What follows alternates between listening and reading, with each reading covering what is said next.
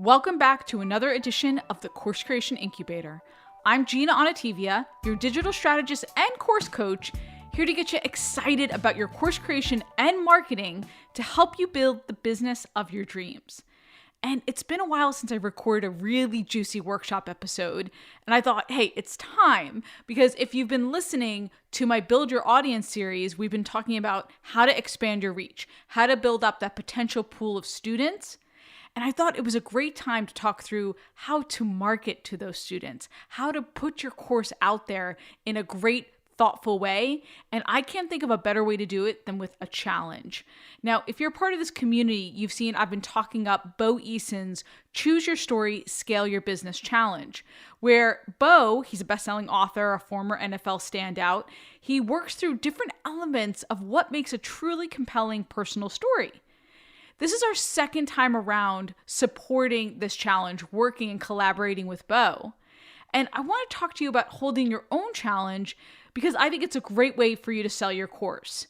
Then, as a second part of this episode, I want to talk about what to keep in mind, what I've learned based on holding multiple challenges and actually coaching students through them as well.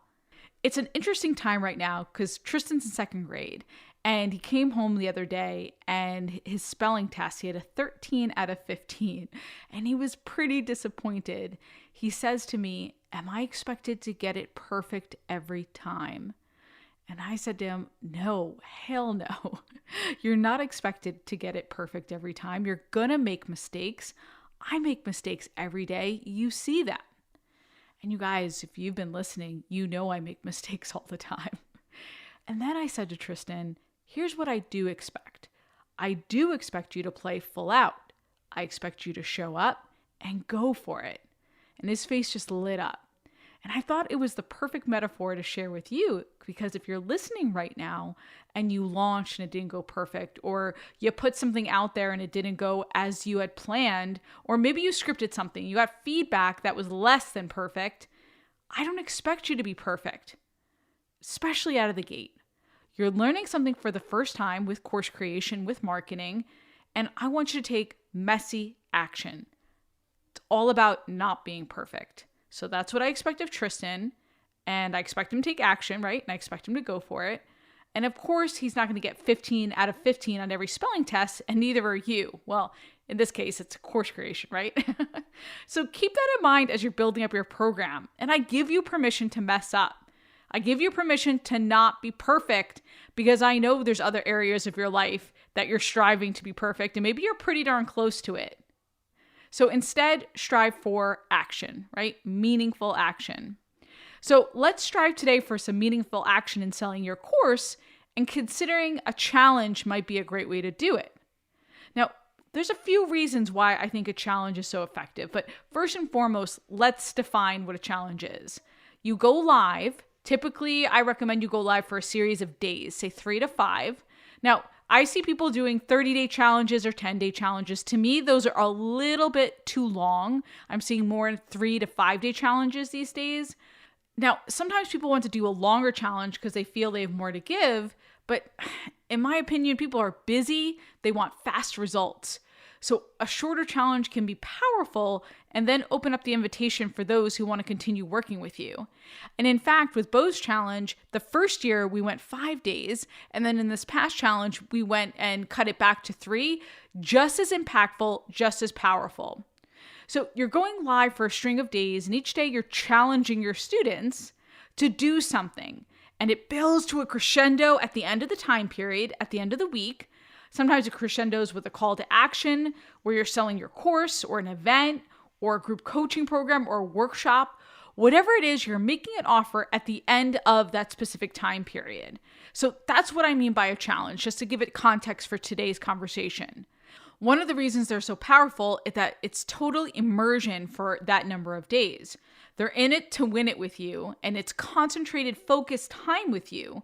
And in a time where we're all fighting for attention, this is a great way to get people to really sit down and focus and listen. A challenge means you have to show up to get the impact and to get the result. So I love that it's already baked in. Here's another reason why I really like challenges. You help your people build momentum. Now, a masterclass or a webinar is total immersion for, say, an hour or 90 minutes, and then you're done. With a challenge, your people can process their results and emotions over a number of days. They can really start to build momentum and see what's possible. Another reason challenges are so effective is that it shows how powerful your coaching can be and how powerful your content can be because you're teaching in the moment. And I do recommend that you do Q&As with your challenge every day because that's a great way to show off your expertise and how you can really bring value to someone. Anytime you're selling your course, I want you showing off your expertise, showing your authority, that you can bring the transformation that they're looking for. With a challenge, your person can say, wow, she brought me that result in just 3 or 5 days. Imagine what she could do if I had more time with her, or I actually paid her. That's what's going through their heads when they're working with you inside of a challenge.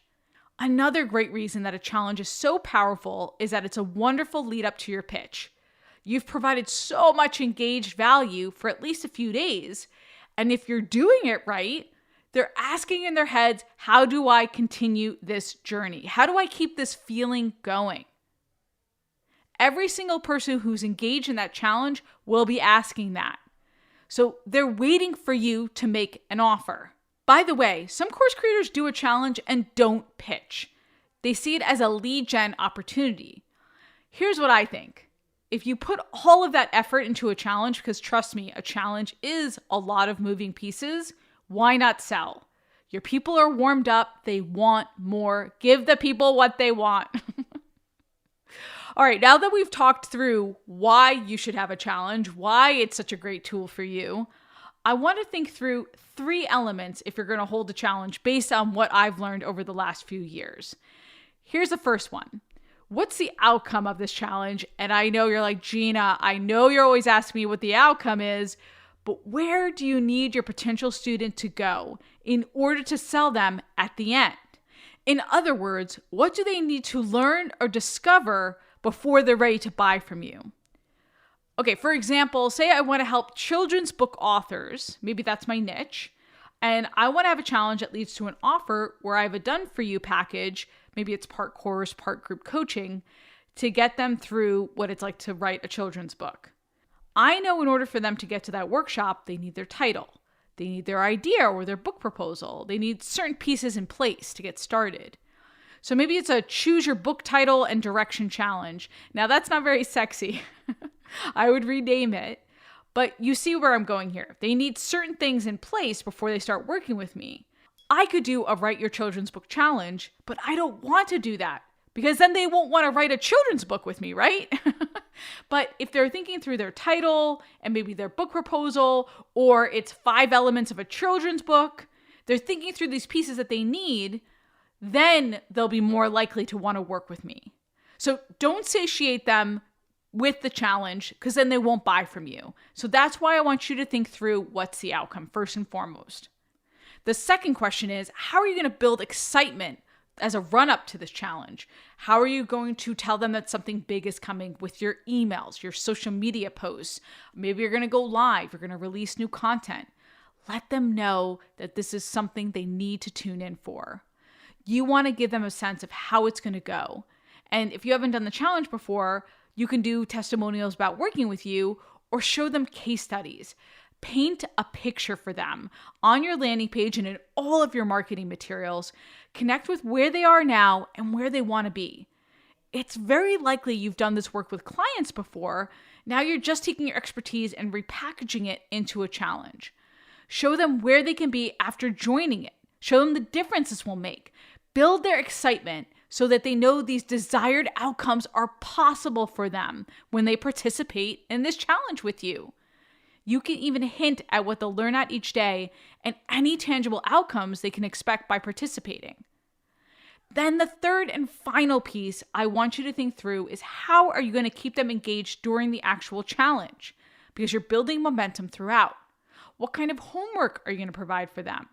And by the way, with homework, less is more. You don't want to overwhelm them. You want to give them just enough so they feel like they're getting a result each and every day, feeling like they're getting a win, that they can do this. With the children's book example, you don't want them feeling like they're going to give up, like they can't do it, like they can't write a book. You want them feeling like they're building momentum. This is something that can come to fruition. I took a challenge once, this was years ago, about, how to write a children's book. Yes, it's true. And I was so lost after day one, I didn't know which way was up. The speaker went on for hours during day one, and the homework was multiple pages. I couldn't do it. So I quit on day 2 of the 5-day challenge. And listen, I'm not proud of that because I like to commit to something and get it done and finish, if you've been listening to me. And I feel like I'm always telling stories of how courses or marketing lose me, but the homework was too much. It was a lot. And I would be willing to guess that a lot of students in this challenge felt the same. So the rule of thumb is your folks have things to do. They've got a lot of distractions taking up their time. What homework can your student get done when they're watching you and taking your challenge? For Bo's challenge, he was talking about your defining moment as part of day 1. And then pop. People are writing their defining moments in chat. And then guess what the homework is? Share your defining moment. Another tip, give some solid guidelines. Share in just a few sentences, for example. Make sure you're clear on the story you want to tell. Post in the thread, etc. Trust me, I learned that the hard way. Also think through what's some support or extra help that's part of the engagement that you're going to provide for them. Maybe you hire someone as part of the challenge to help you moderate comments, keep up energy and excitement in the group. Try your best to anticipate what might come up, and then, of course, leave some space for when the unexpected does come up as well. Well, hopefully this has inspired you to do a challenge. If you are planning on doing a challenge, please DM me on Insta at Course Creation Boutique. Tell me what you're planning. I'd love to give you some feedback. And make sure you're joining me next week. I don't want you to miss one morsel of the course creation tips and marketing pieces that we put out. Until next week, go create, be you and be brilliant, and get it done.